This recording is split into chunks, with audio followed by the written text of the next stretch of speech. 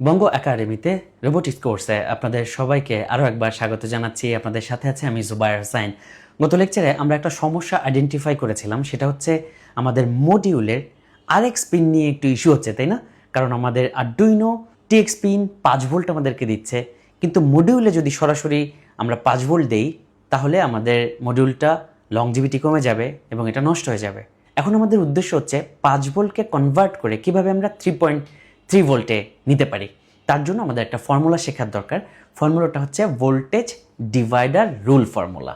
ওকে, so আমরা এখন শিখতে যাচ্ছি ভোল্টেজ ডিভাইডার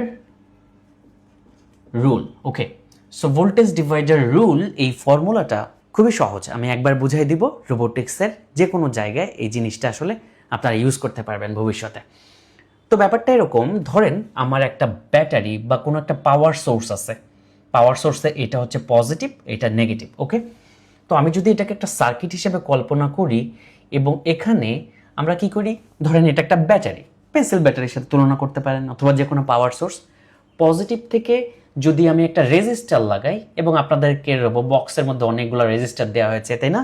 সো আমি যদি একটা রেজিস্টার লাগাই এবং আমি যদি আরও একটা রেজিস্টার সিরিজে যুক্ত করি, মানে একাধিক রেজিস্টার যুক্ত করি, এবং আমরা সার্কিটটা ফিল আপ করে এই পুরো সার্কিটটাকে আবার গ্রাউন্ডে লাগাই দেই, নেগেটিভের সাথে লাগাই দেই।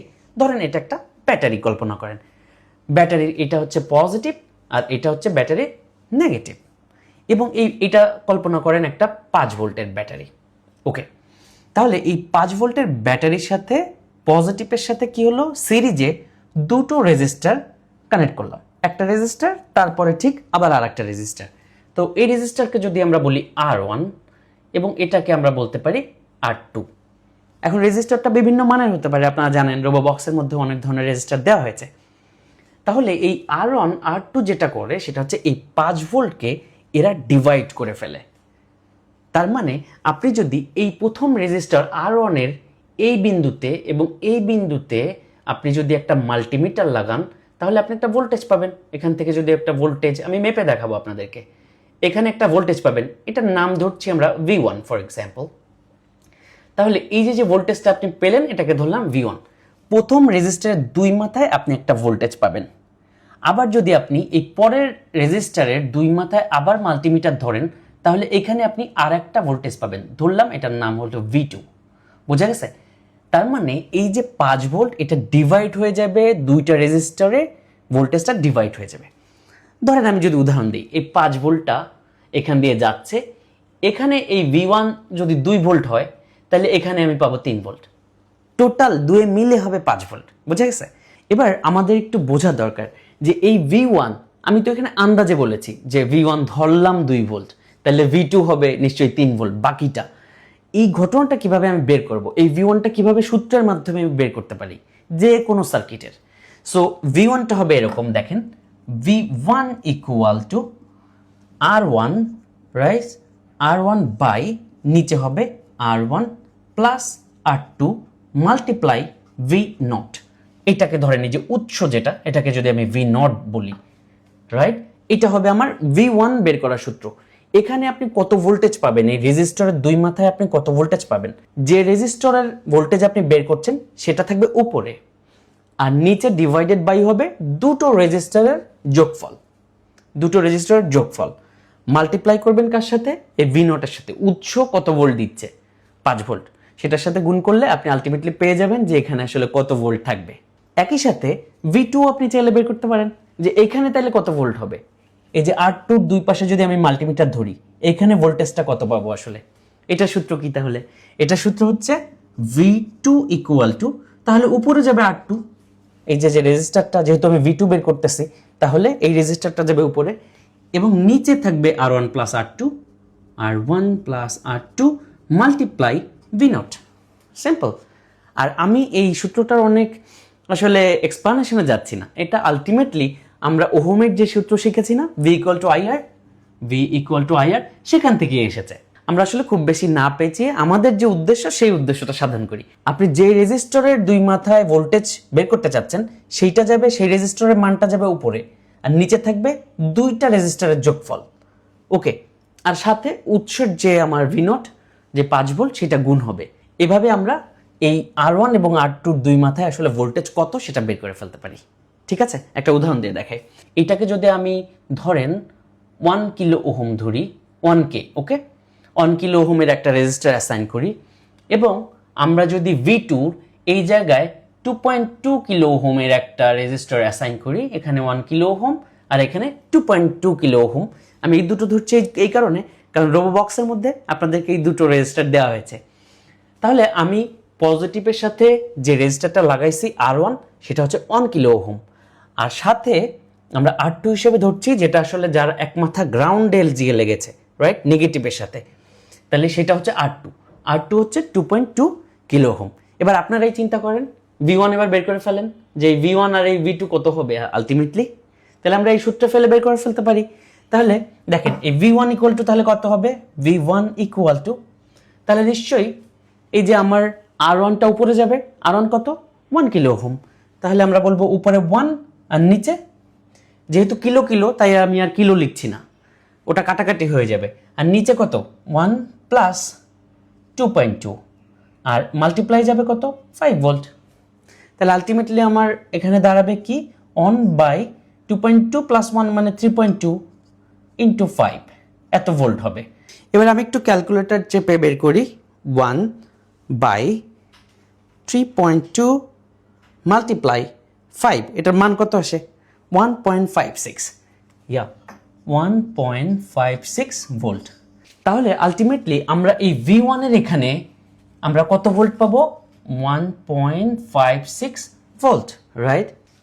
আমরা একদম এক্সাক্ট জেনুইন মানটা বের করলাম যে আমরা যদি এখানে 1 কিলো ওহম এবং এখানে 2.2 কিলো ওহমের রেজিস্টার দিয়ে সার্কিটটা তৈরি করি, তাহলে এখানে আমরা পাবো 1.56।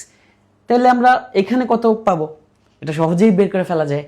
5 ভোল্ট থেকে 1.56 বিয়োগ দেন, তাহলে বের হয়ে যাবে। আচ্ছা, আমরা এই সূত্রেই ফেলি। এই সূত্রে যদি আমি ফেলি তাহলে V2 ইকুয়াল টু কি হবে, উপরে যাবে R2 এর মান, R2 কত 2.2, নিচে যাবে কত, দুইটার যোগফল কত 3.2 ইন্টু 5 ভোল্ট, রাইট।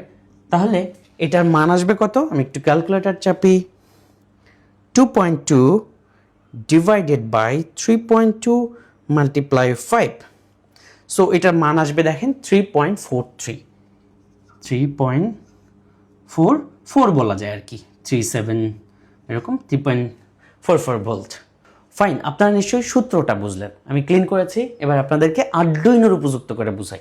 দেখেন আমার আরডুইনোর এটা ফর এক্সাম্পল এই যে পয়েন্টটা, এই পয়েন্টটা হচ্ছে কি TX, ওকে, এই পয়েন্টটা ধরলাম TX এর একটা পয়েন্ট। এই পয়েন্টটা থেকে হচ্ছে আমার কানেকশন যাবে, আলটিমেটলি আমার উদ্দেশ্য কি, আমার মডিউলের RX এ আমরা কানেকশন দিব। এই TX আমাদেরকে দিচ্ছে কত ভোল্ট, 5 ভোল্ট, রাইট। এবং আমাদের উদ্দেশ্য কি, RX পিনে এটাকে কানেক্ট করবো, বাট ডিরেক্টলি না, কারণ ডিরেক্টলি কানেক্ট করলে 5 ভোল্ট হয়ে যাচ্ছে, 5 ভোল্ট চলে যাচ্ছে, যেটা আমাদের মডিউলকে নষ্ট করবে।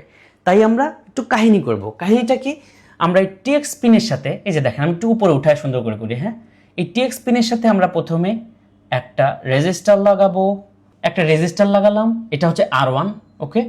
R1 মানে আমরা কত নিয়েছি, আমাদের সূত্রে এর আগে শিখেছি 1 কিলো ওহম, ওকে। সো আমরা এরপরে সিরিজে আর একটা রেজিস্টার নিচ্ছি, এটা হলো R2 কত নিয়েছি এর আগে সূত্রে 2.2 kilo ohm, 2.2 kilo ohm. Fine, দুটো রেজিস্টার হয়ে গেছে। এবার এই দুটো রেজিস্টারের অন্য যে মাথাটা, সেই মাথাটা মনে আছে কিসের সাথে আসার কথা ছিল, এটা তো পজিটিভ, রাইট, TX তো পজিটিভ। TX আমি যদি পিন হিসেবে কল্পনা করি তাহলে TX পজিটিভ, তাহলে আরেক মাথা অবশ্যই, এটা একটা সার্কিট হইতে হবে, তাহলে আরেক মাথা অবশ্যই আমার গ্রাউন্ডে যাবে। তাহলে আমি ধরে নিলাম আরডুইনোর এই মাথাটা, এখানে একটা গ্রাউন্ড আছে, ধরেন আমি গ্রাউন্ড এভাবে GND আরডুইনোর গ্রাউন্ড, ওকে। এই মাথাটা যদি আমি আরডুইনোর গ্রাউন্ডে লাগাই দিই তাহলে সার্কিটটা ফিল আপ হয়ে গেল। TX যেহেতু পজিটিভ, প্লাস এখান থেকে 5 ভোল্ট যাচ্ছে, এখান থেকে 5 ভোল্ট ছুটে যাচ্ছে, এইটার মধ্যে দিয়ে যাচ্ছে, এটার মধ্যে দিয়ে যাচ্ছে, এবং আলটিমেটলি আমরা কোথায় নিয়ে এসেছি, গ্রাউন্ডেও কানেক্ট করে দিচ্ছি। তাহলে আমাদের আগের যে ফর্মুলা, ওই ফর্মুলা কাজ করছে।